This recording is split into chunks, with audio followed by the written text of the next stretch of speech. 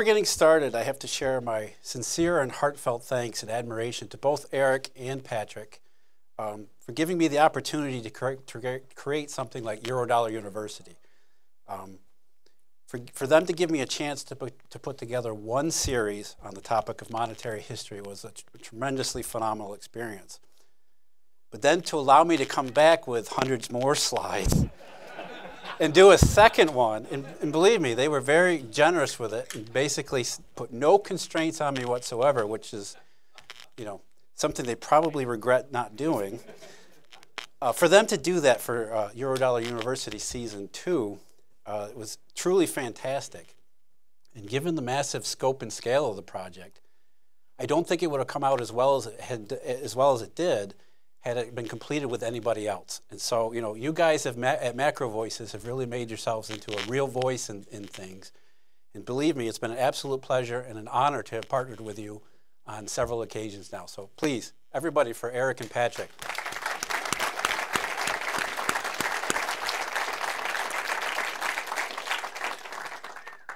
And now to be invited to Canada on August the 10th. That's a pretty fitting remembrance of an important anniversary. Being offshore, at least from the US dollar perspective, which is kind of my thing, in one of the early Eurodollar centers is an appropriate setting that I couldn't imagine doing it any better. I'd even go so far as to say it's perfect being here in Toronto, but we're not exactly talking about happy memories here. You know, not to spoil the mood for this economic boom we keep hearing about, but that is one of the few things in life that I'm actually good at. One of the major themes of Season 2 of Eurodollar University was trying to understand the true significance of August 9th, 2007. There were obviously immediate repercussions to what had happened that day and the days that followed. It would trigger a series of events that would eventually lead to the first global banking panic in 4 generations, and an economic contraction the likes of which we haven't seen since the Great Depression. But there are also lingering issues tracing back to August 9th that have stayed with us far beyond 2008 and 2009. Though now 11 years in the past, the consequences remain with us at the forefront. We left off Eurodollar University Season 2 with a couple of parting thoughts. 3 in particular I want to go over in more detail today. The first is that though our basis for discussion is often highly complex and unusually dense monetary interactions, on a supervisory level, it's really nothing that we haven't seen before. Throughout history, there have been bank panics.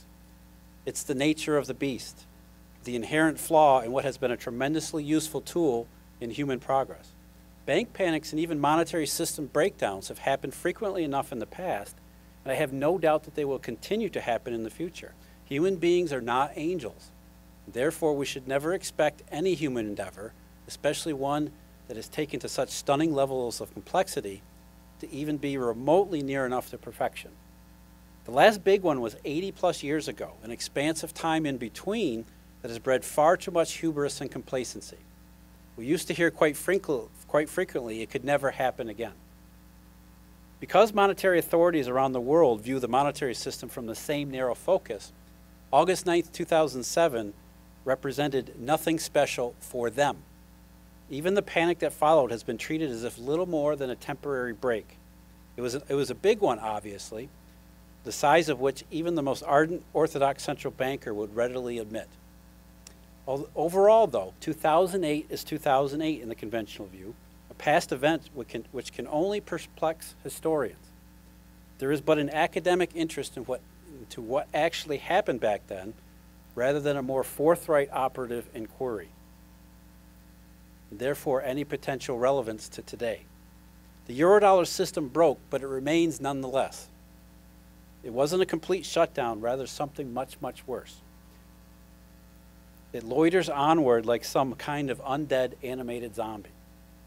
This would not be the world's first brush with zombified economics. Having learned nothing from Japan's example, without a properly functioning monetary system, economic growth, real economic growth, is rendered impossible. Before tackling our challenges in 2018, I want to begin in 1938. This was 2 years after President Roosevelt's first landslide re-election. He had been handed a second mandate to continue his recovery policies, even though significant questions remained about them in the public domain. These would grow considerably more intense in 1937 with what was an enormous setback. In its own right, the contraction that year spilling over into 1938 was of similar proportions to the 1920-21 depression. It was a depression within a depression, a recovery that didn't go as planned, never one for following a straight line course. In April 1938, FDR spoke to the nation in one of his famous fireside radio chats. Unlike prior talks, this particular one was less ebullient. In one passage, the president described the economic predicament with unusual clarity. This was 1938, the 6th year into presumed recovery, but the unquestioned prosperity of the 1920s had faded further into memory. In 1929, Roosevelt admitted, national income had been $81 billion. The great collapse had left the economy in shambles. National income at a disastrous low of just $38 billion. The ravages of deflation had been a true catastrophe. But by the end of 1937, income growth had resumed and had risen as far back as $68 billion. A pretty good comeback wasn't a recovery. It was pure political spin. Political spin whose design was to get Americans in the world to accept something substantially less than full and complete recovery and function. FDR wasn't arguing good, he was arguing for Americans to make peace with good enough. The economy had shrunk, and the reality of dealing with that reality was a task none of them were prepared to handle.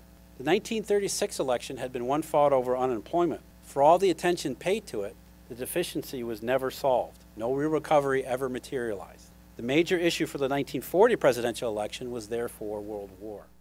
The Great Depression, unlike prior ones, represented a substantial break in trend. The 1920-21 depression, by contrast, was sharp, but it was short-lived. And by its end, there wasn't any permanent departure in any of the major economic variables like unemployment. When Roosevelt spoke to the nation in 1938, by contrast, there were fewer Americans working then than there had been in 1929, almost a decade before. The population had kept expanding, of course, meaning that young potential workers coming of age had to compete with millions and millions still left out from gainful employment. It wasn't recovery, it wasn't growth, it was just an unresolved imbalance that challenged the very social and political fabric of not just the United States, but the world at large. But what was it that made it so bad? What was it that made it such a permanent alteration in trend? As with all things, simple explanations are often much too simple, but I'll offer you one anyway for the sake of brevity. I'll only spend a couple slides on this. The period before the Great Depression was obviously one of great technological change. The world entered the 20th century drawn mostly by horses, but by the late 20s it was already cars, trucks, airplanes, and radios. Consumer products were not the only concentration of innovation.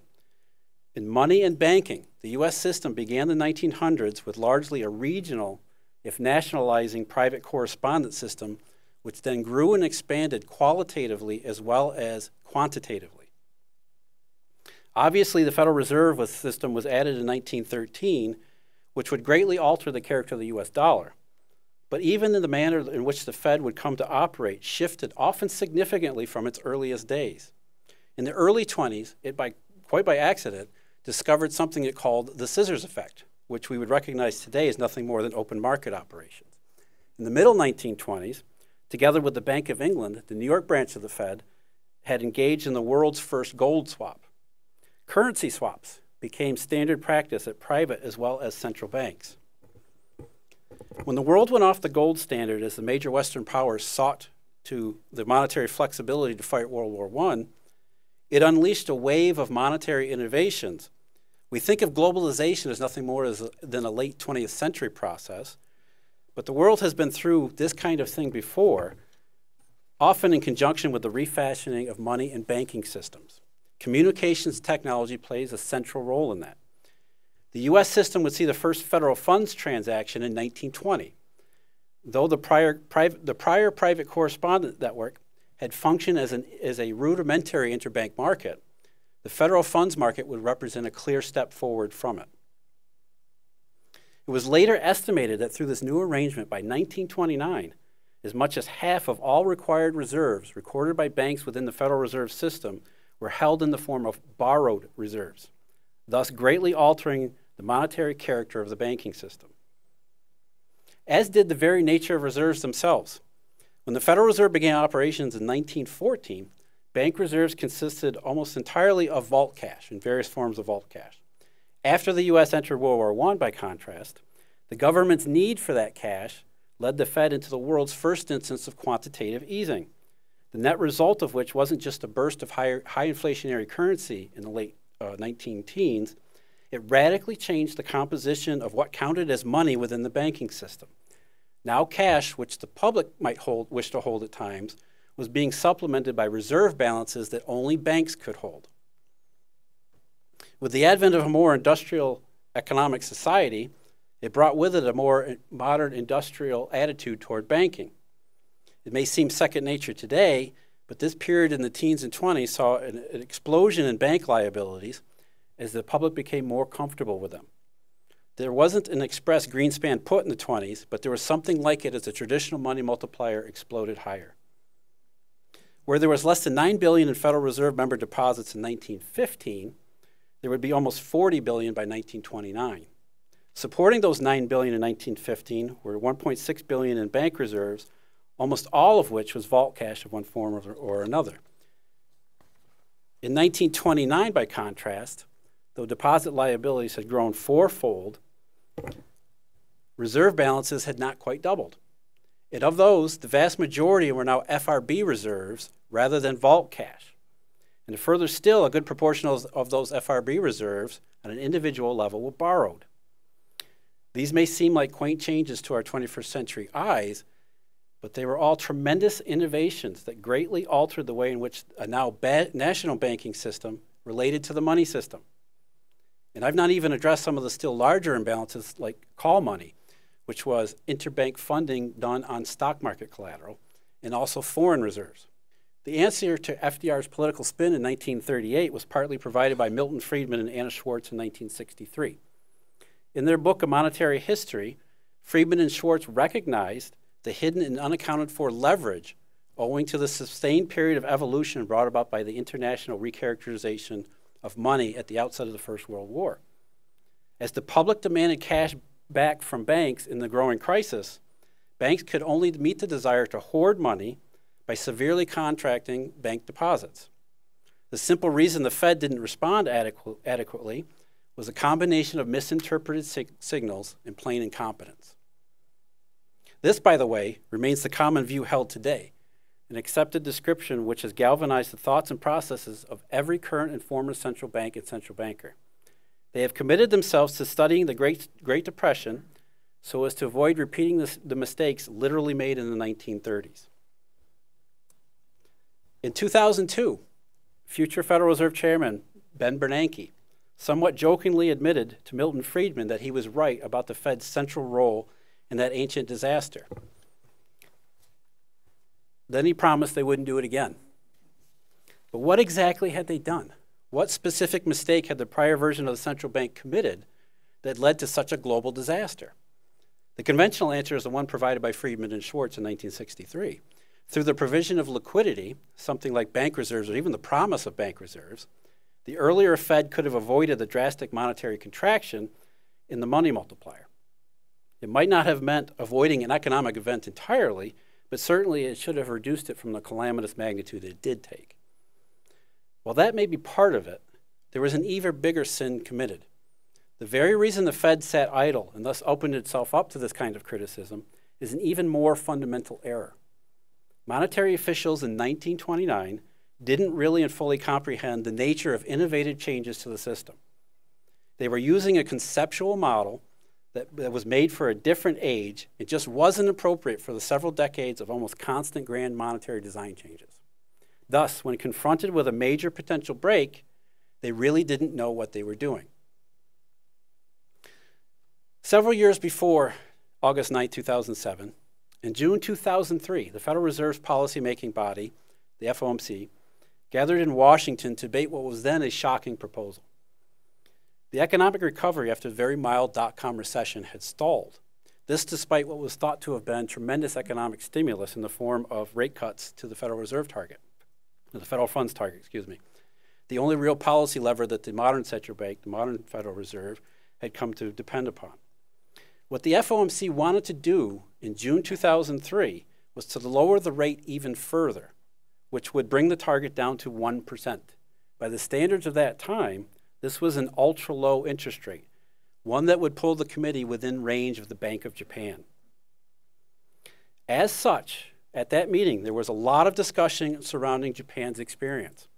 That prior central bank had already dropped to the zero lower bound years before, and 2 years prior to June 2003, had experimented with a modern form of quantitative easing. The results had been uninspiring. Alan Greenspan, as chairman, took a more pragmatic approach to the Bank of Japan's floundering. He quite clearly understood that if the one central bank had run into such trouble, that others might encounter the same difficulties that pushed the Bank of Japan into such extreme measures, including his own. Before calling for a vote on that 1% federal funds rate, Greenspan provoked some uncomfortable thoughts about some of the more basic precepts of the modern financial and monetary system. Did they really know what they thought they did? How could they be sure? What he was really saying, if I can permit myself to paraphrase the maestro, we need to be certain we can do what we tell the public we can do before we ever actually have to do it. The primary reason for his uneasiness was monetary innovation. As he admitted 3 years before at an FOMC meeting in June of 2000, the Federal Reserve could not define money, let alone measure it. The, quote, proliferation of products, as Greenspan called it, meant no central banker anywhere could say with any degree of certainty what counted as money in the 21st century. Again, we today, like Greenspan in 2003, need to be specific about things. What the Federal Reserve does, like all others around the world, is target an interest rate. From there, it is expected that other rates and conditions will follow and therefore adjust in a fairly predictable manner. Greenspan spelled out what this meant back in 2003, that money rates would not be independent of the risk-free rate. In other words, the financial world was governed by a well-defined hierarchy. So we start with the short-term riskless rate. In the case of US dollars, this is the federal funds rate, the modern incarnation of that 1920 innovation. This defines the pecking order for everything that follows via maturity transformation and therefore credit conditions that shape the very economic direction. Based on the short-term risk-free, other money rates are supposed to fall in line. Things like repo or term unsecured, they all attach to this one policy setting. From there, the financial markets build outward, incorporating the main components of the short-term base, from inflation expectations to monetary policy considerations of the economy. Medium-term rates, if not directly set by this one starting point, are at least very highly influenced by it. The risk-free determines the risky interest costs. Those in turn set the basis for longer-term rates. This predictable hierarchy flows forward from that one single policy lever, putting the central in central bank. It is on its face a tremendous amount of influence, an assumed level of asymmetry that raises the kind of questions that Greenspan himself was forced to confront by Japan's experience up to 2003. On a more granular level, how does this actually work, especially in a system where money has become a completely fungible bank concept? In other words, are these like immutable financial laws where everything merely obeys because of some kind of mystical forces? Is this something like gravity in finance, where it happens just because it happens? Take, for example, the repo rate.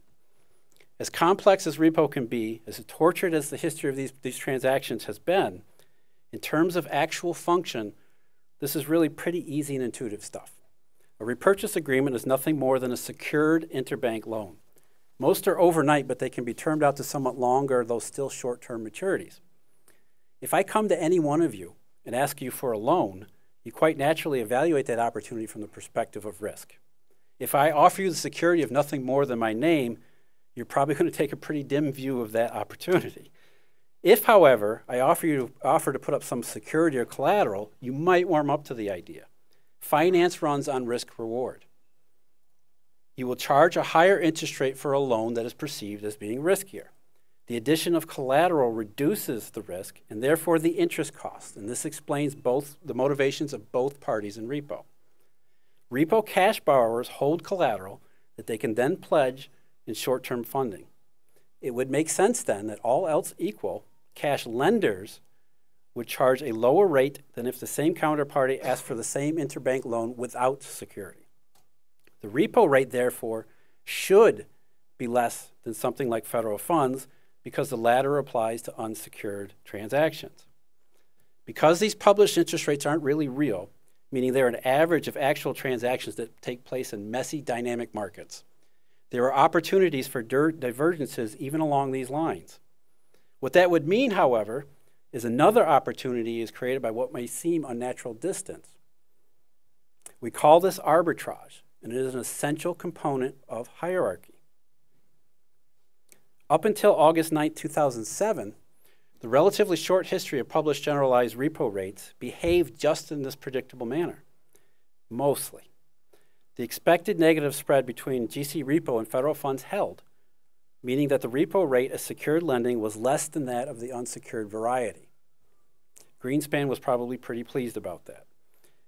If the repo rate and enough transactions would rise far enough out of line of federal funds, what would happen is that would induce arbitrage, where someone would borrow in the federal funds market at now a lower rate and then relend in repo to exploit what is otherwise a riskless, no-brainer profit opportunity. This happens enough times and in sufficient volume such that the repo rate is forced lower again, or the federal funds slightly higher, to reestablish hierarchy. And since federal funds are the main central bank input, it is always the repo rate that should move in the aftermath of arbitrage. We have to ask ourselves, is this financial gravity, or do we need to account for who it is that might be doing this? We contemplate this basic question not because it's some academic conundrum fit for the cozy boardrooms of detached central bankers are debating over cryptic theory. We have a practical history from which to draw and practical consequences to that history.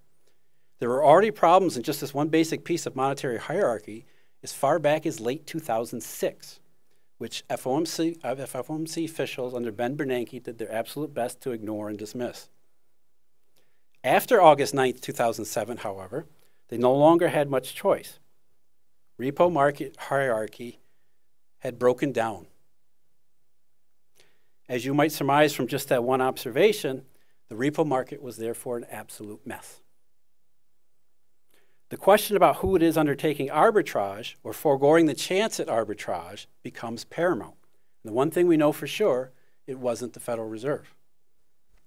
The breakdown in hierarchy wasn't limited, of course, to just the basics of secured versus unsecured. Other funding markets fragmented too, the most severe of which was LIBOR. LIBOR pertains to offshore dollar lending, and thus is already a couple steps removed from federal funds, even though in the modern convention it's held out as a seamless integration.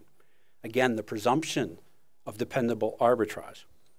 Before August 2007, LIBOR obeyed a relatively strict relationship with federal funds. Even the sawtooth pattern that you see on the chart on the lower left is predictable hierarchy. In those instances, the term LIBOR was anticipating and following along the predictable rate hike trajectory of Greenspan and then Bernanke's Fed. Like repo, however, following August 9th, 2007, and starting actually on that date, it was nothing other than a mess. A growing breakdown that by autumn 2008 was near total.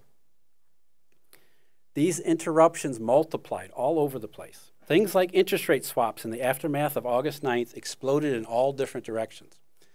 What was before an orderly market almost perfectly emblematic of Greenspan's good hierarchy, following that date transformed instead into perhaps the best example of Greenspan's fundamental error.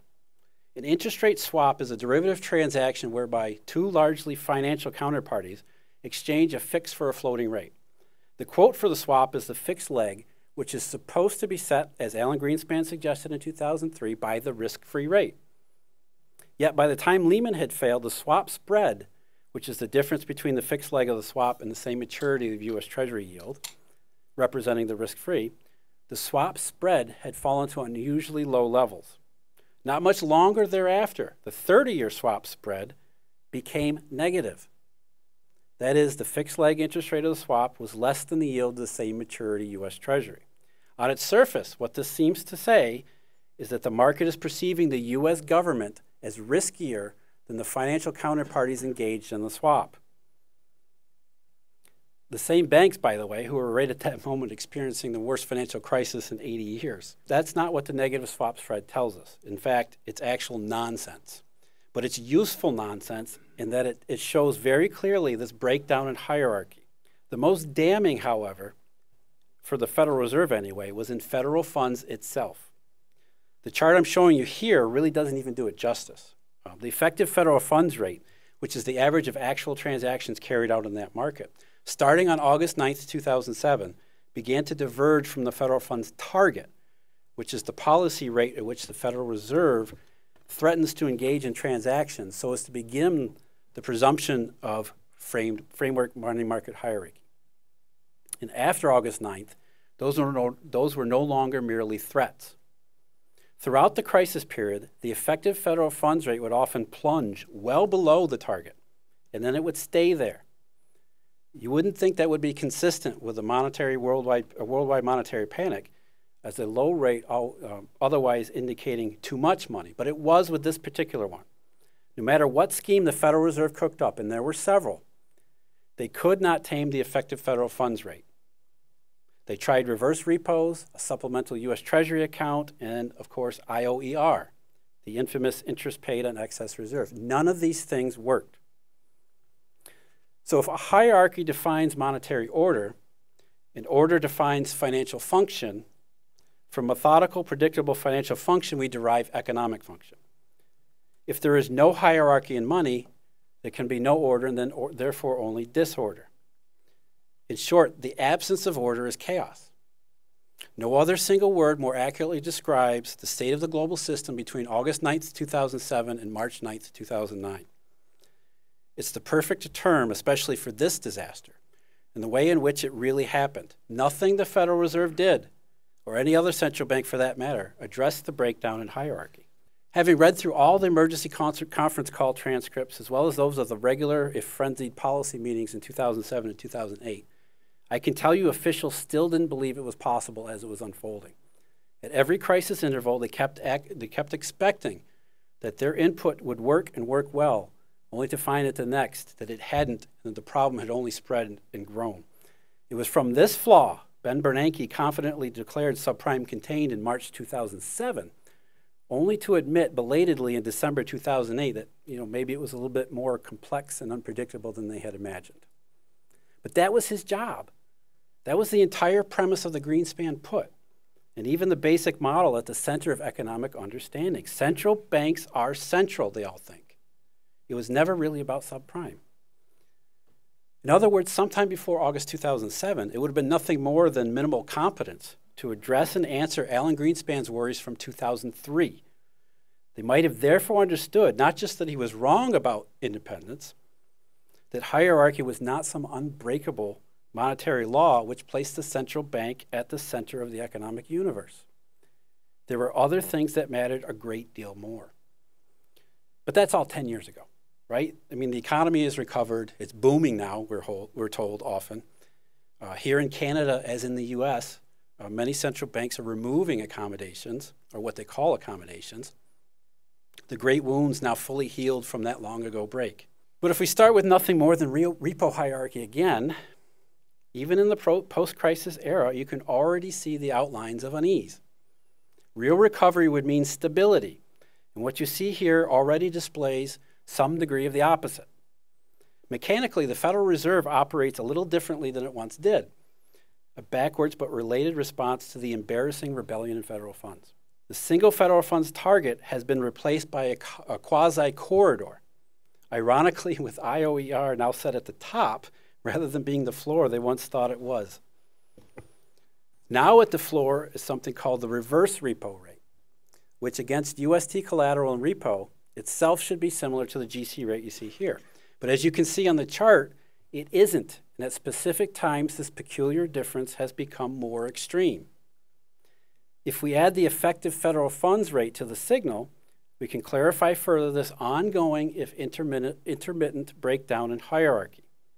And keep in mind, always, that the entire post-crisis period, and what you'll see presented here going forward, all takes place with the Federal Reserve's balance sheet swelled by 4 programs of QE that created multiple trillions in bank reserves as a byproduct of them. If we apply these measures of hierarchy to something like the history of the dollar exchange rate, we can piece together a more accurate summation of our current predicament. The dollar's price, so to speak, rises and falls as Eurodollars are tight or plentiful. In the immediate aftermath of the panic, things appeared to be getting back to the business. The repo rate was less than federal funds, and the dollar started falling again as it had before the crisis. But late in November 2009, news out of Dubai brought back a lot of unease that was particularly hard-hitting so soon after the panic. So the dollar spiked in early 2010, which suggested a renewed squeeze in the global system. Sure enough, repo rates rose above federal funds, further away from the reverse repo floor, suggesting, as did things like the flash crash in the stock market, that the dollar's rise was a negative money impression. Things then calmed a bit. The ECB got involved, as the Fed did with a second round of quantitative easing, and the dollar fell. Repo behaved again. General reflation resumed. Then in early 2011, despite that second US QE, another bout of disorder strikes.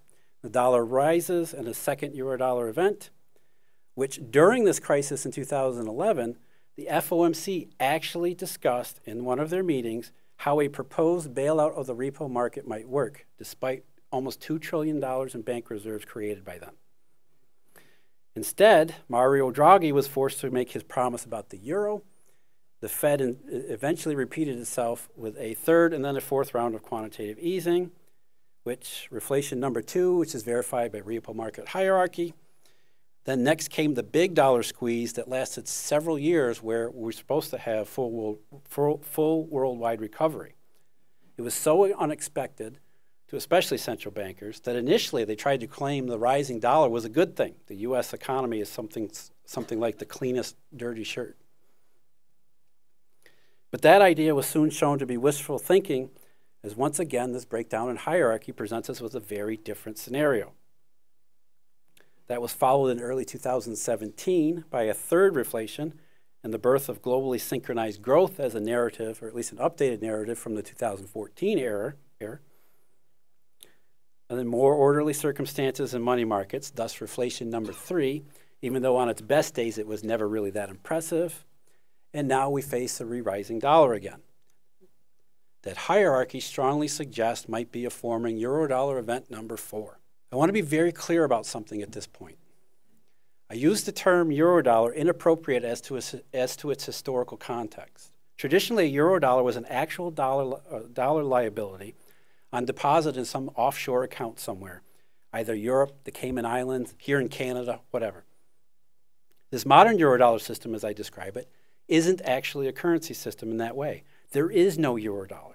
The term applies because it once described an offshore bank-driven arrangement primarily denominated in dollars. Because there is no visible, tangible thing that is a Eurodollar, what we are observing are instead its effects. The thing itself is unobservable directly, which is one big reason why the term shadow banking is also sometimes loosely applied. But shadow banking places emphasis on credit rather than the monetary system behind it. What we are doing, therefore, is something similar to what physicists once did in breaking apart the pieces of the atom. Quarks were fundamental building blocks of matter that were theorized in the early 1960s, but were unobservable by any of even the most modern techniques. Instead, we know they are there by the way they affect the things around them. That's really what we are attempting to do here with the Eurodollar system. There are no Eurodollars. They're just chains of hidden shadow bank liabilities. We know they're there, but we can only make indirect observations of them by what they do to other things. Since it is a credit-driven system, these indirect effects will be found most often at the bank level. The Treasury Department's TIC series provides us with a wealth of data on cross-border dollar transactions that U.S. banks engage in, the very stuff of offshore monetary conditions. Here, U.S. banks are essentially borrowing dollars from overseas counterparts, And in doing so, we see very clearly the outlines of the pre-crisis bubble period. Rapid growth and expansion, particularly through the middle 2000s when the dollar's exchange value was falling. This was the so-called weak dollar period that was marked by corroborating data, a very good money market hierarchy indicating plentiful Eurodollar supply. However far back in the shadows all that stuff took place. Unlike the narrative of quantitative easing, following the break, it doesn't appear that the money system has been healed at all. And when you focus in on just the last 9 years of the post-crisis era, you should recognize a strikingly familiar pattern. This so-called recovery era is bounded in Eurodollar terms by not just the lack of growth, but the same peaks and valleys as we find in the occasionally reformed hierarchy. We have reflation number 1, got Eurodollar event number 2, the 2011 crisis, reflation number 2, Eurodollar event number 3, which was the prolonged rising dollar period. We have 2017's reflation number 3, and now indications of another possible squeeze, a potential Eurodollar event number 4. The implications are not strictly monetary. As I said before, monetary disorder breeds financial market breakdowns and financial function breakdown, and therefore economic dysfunction. The U.S. economy has followed the same upturn-down cycling as the repo market and hierarchy, cross-border dollar flows to U.S. banks, and a whole lot of other corroborative indications, things like the yield curve or Eurodollar futures. The economy follows from money, just as Milton Friedman had shown half a century ago. The net effect of intermittent monetary disorder is a background deflationary pressure that just doesn't follow in a straight line. In many ways, stepping back from the strangeness, this is all just textbook stuff. Why, for example, is gold lower again? Why has gold only been lower since 2011? How about copper? And since we are in Canada, where's the $100 crude oil, at least $100 American crude oil?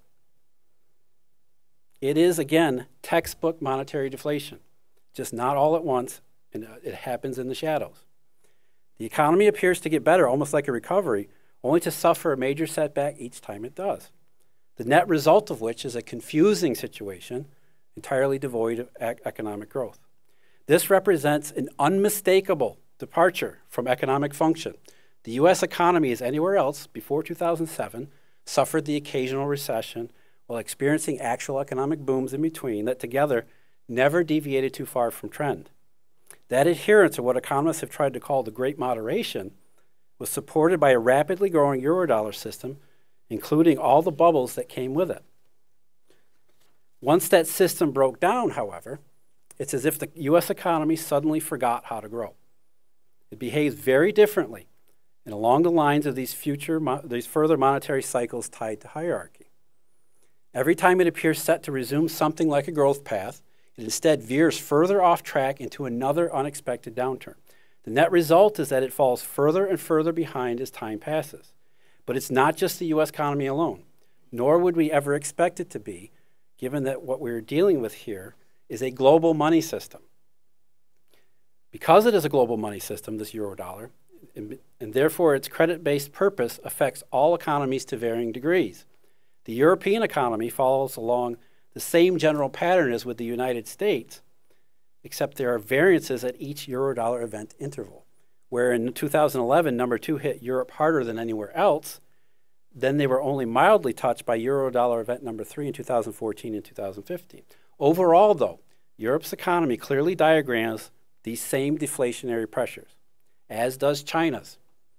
The Chinese didn't suffer as much in 2008, a shorter if sharp contraction, but Eurodollar event number 2 in 2011 shows up as a small deviation from trend, which has been made seemingly permanent by China's experiences with the prolonged rising dollar period 2014 to 2016.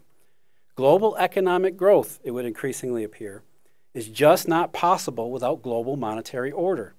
And I mean real growth, not these small reflationary temporary upswings that each time central bankers declare as recoveries.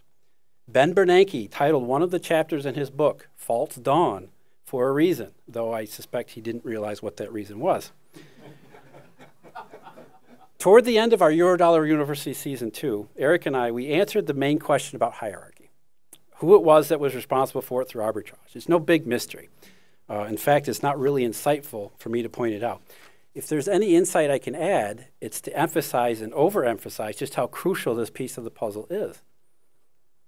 The global monetary system, the shadowy Eurodollar, is turned upside down by the lack of participation from the very banks that make it up. When we go through the roster of global Eurodollar giants, you can see pretty clearly how the individual circumstances align with these indirect indications of Eurodollar function and more so dysfunction.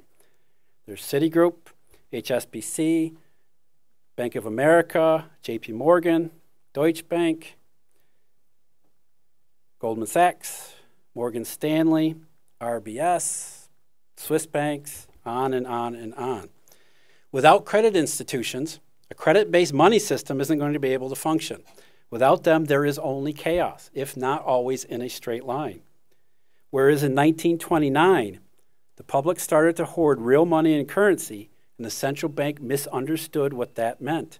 Starting August 9th, 2007, banks began to hoard Eurodollar capacity, and once again, central banks misunderstood what that meant. It was never really about subprime mortgages, but the focus on them has allowed especially Federal Reserve officials, Ben Bernanke in particular, to avoid having to answer some very hard questions. Questions that authorities once had asked themselves, if only briefly, but then never followed up, even though that was their one job. They studied and studied the Great Depression, but never really grasped that that was only a single moment in time. Thus, in 2007, their 1960s view of the 1930s left them totally unprepared for the consequences of a very different global monetary system that hadn't stood still. Like the teens and 20s, there was breathtaking monetary evolution, especially in the 80s and 90s. They promised they wouldn't do it again. They did do it again. Even though August 9th, 2007 is now 11 years ago, we still don't really know the full accounting for the cost of that terrible mistake. They are global in nature. They have already been global in nature. With the outlines of a possible Eurodollar event number 4 moving into focus, we can begin to appreciate yet again how those costs are heavy on the economy, but no longer strictly borne by the economic system alone. The one lesson we might draw from FDR in 1938 is that there are dire consequences for authorities trying to get the world to make peace with good enough, where only complete recovery can make it work. Having already played out a lot like the 30s so far, we can only hope someone wakes up before we repeat the 40s. Thank you for your time. And that was 105 slides.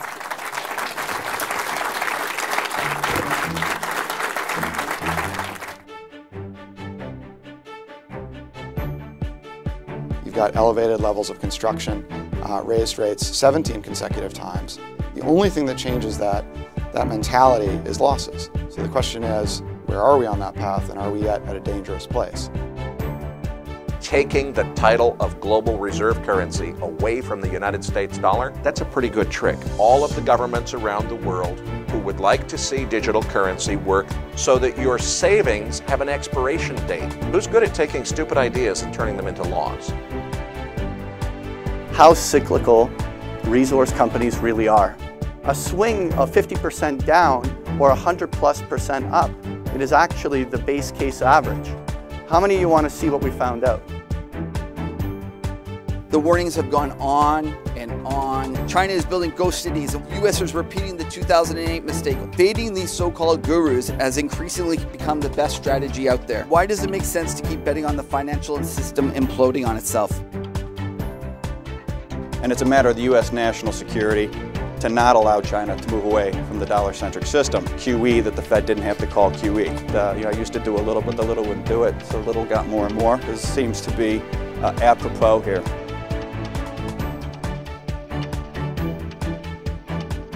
If there's anything that we can improve on for our next event, what would you say that would be?